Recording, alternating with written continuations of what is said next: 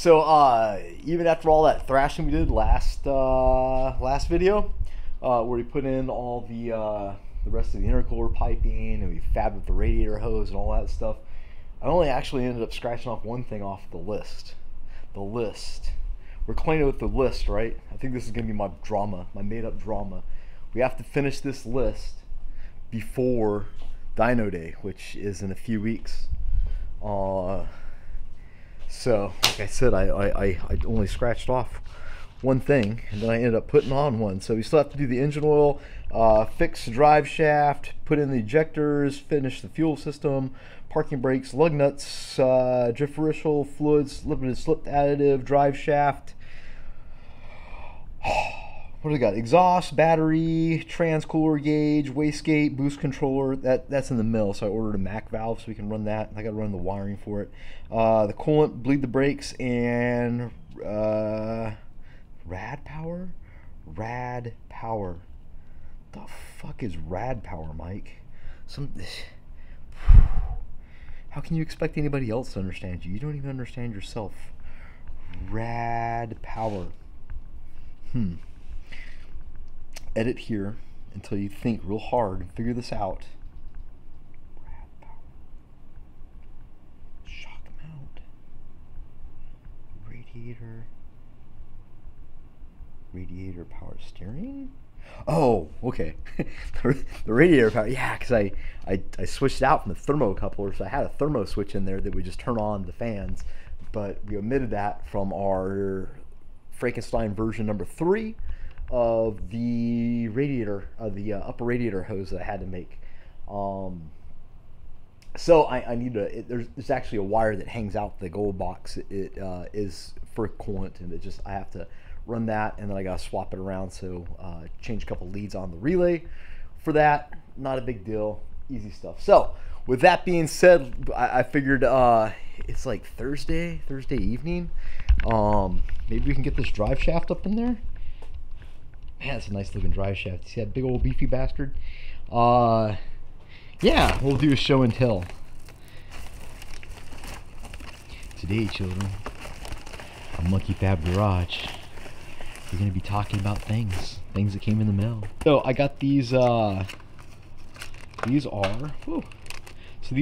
my Snake Eater Siemens style 1500cc.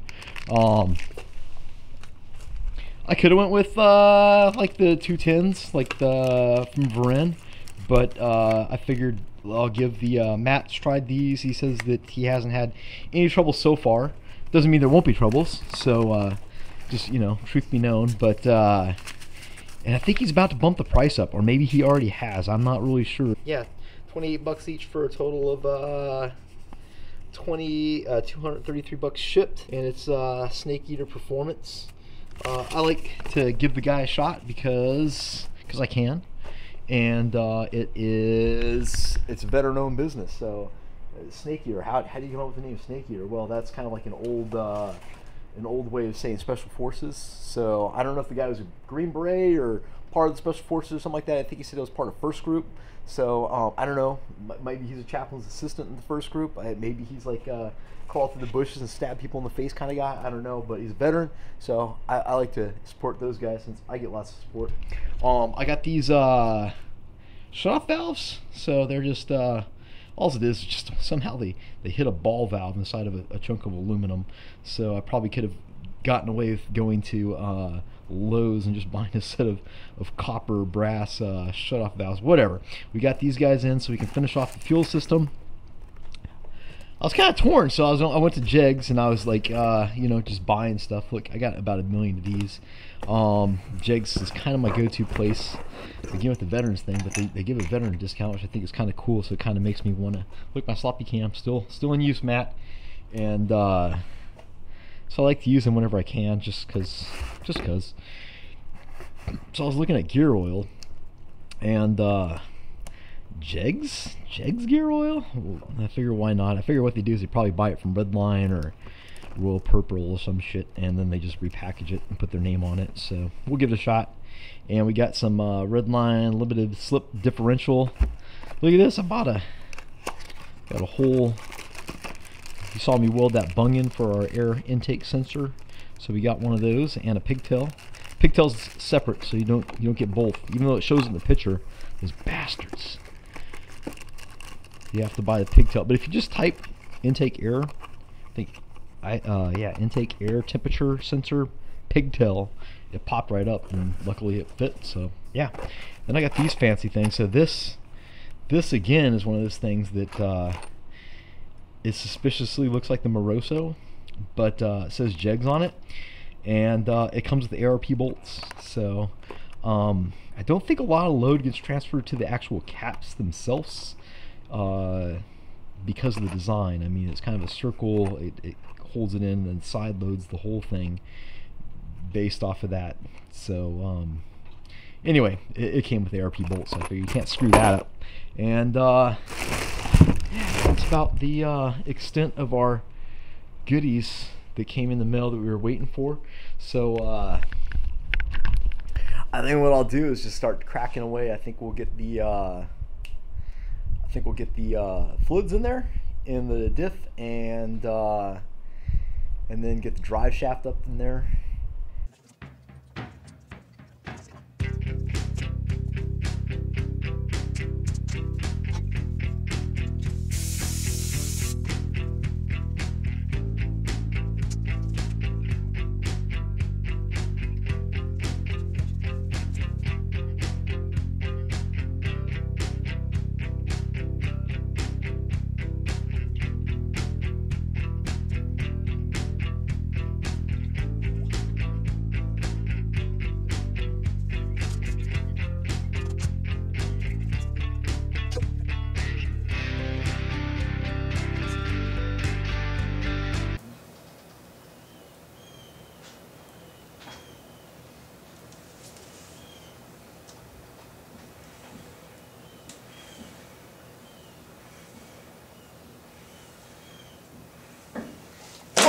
No.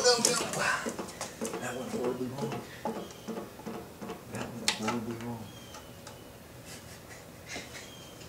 Goddamn, just standing. Oh, God. Damn.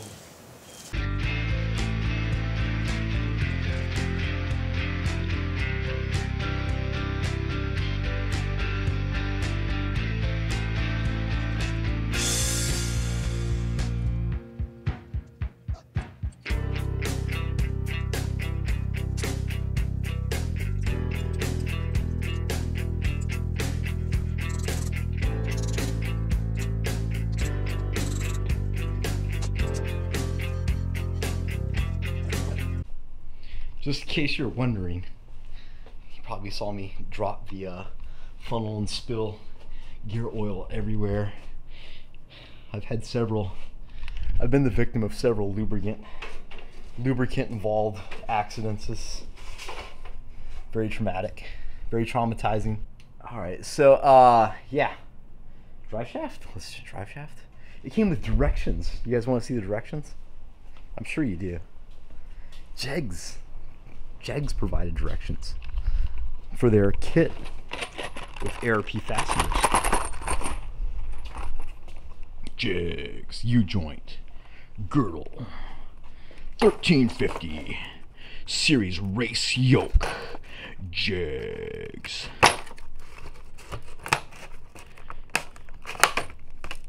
Let's check this out, man. They didn't go overboard on paper, but they gave you directions. So yeah, it says torque to 45 foot-pounds. That's what I'm seeing. That's all I see, so I don't know. It might say other stuff that I'm supposed to do, but what I'm going to do is I'm going to throw this on there and torque these guys to 45 foot-pounds. Yeah. I even got some I even have some fancy ARP bolt. I saw a thing on YouTube the other day telling you how to torque your ARP bolts. Really? You don't know how to torque your ARP bolts? So yeah, let's get this guy in there. Let's figure out what size this is so we can get this stuff ready.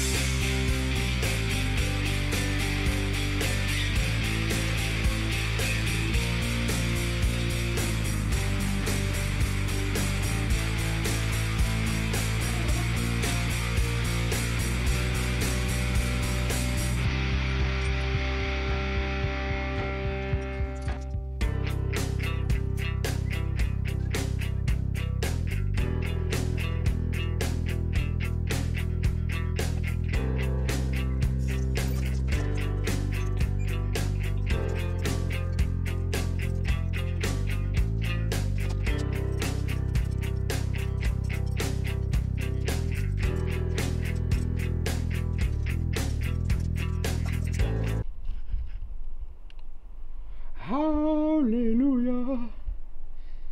Check that out, man. But blickety blad. Blickety bad. So sweet. So sweet. Yeah, so we got that guy in. It's funny because like this bigger drive shaft really takes up, so you can't really get a torque wrench in there. At least I don't have a torque wrench with a 12-point socket, and if I had one of those universal joints I probably could have pulled it off, but I don't have one. Anyway, so yeah, it's 45 foot-pounds, not a big deal since I use 45-pound dumbbells to do curls with every day at the gym. No problem. I knew exactly what that felt like, so that was easy enough. And you see we got a good bit of slippy slip left right here, and that guy's in there pretty far, but this is where it bottoms out at, obviously.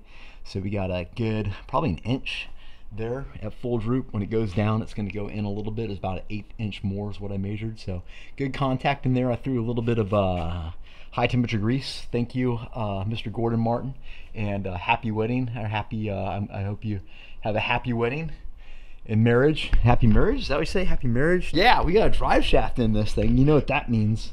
That means we could drive this thing. We could drive this car if we only had spark plug wires and coils and oil and transmission fluid, and there's probably other stuff that I need to do, but anyway, I'm not going to try to put the, don't know what time it is, but I'm not going to try to put the exhaust in tonight because it's been a good day. Everything's went well today, and I don't want to find out that it doesn't fit. I'm not in the mood. I want to go to sleep and sleep peacefully tonight, knowing everything is perfect in the universe tonight, and hopefully it'll stay perfect when we go to put the exhaust in. I worry because the drive shaft, number one is I think the axle maybe sits a little bit over to one side. Maybe I got oil, oh man, all over my face. That's perfect.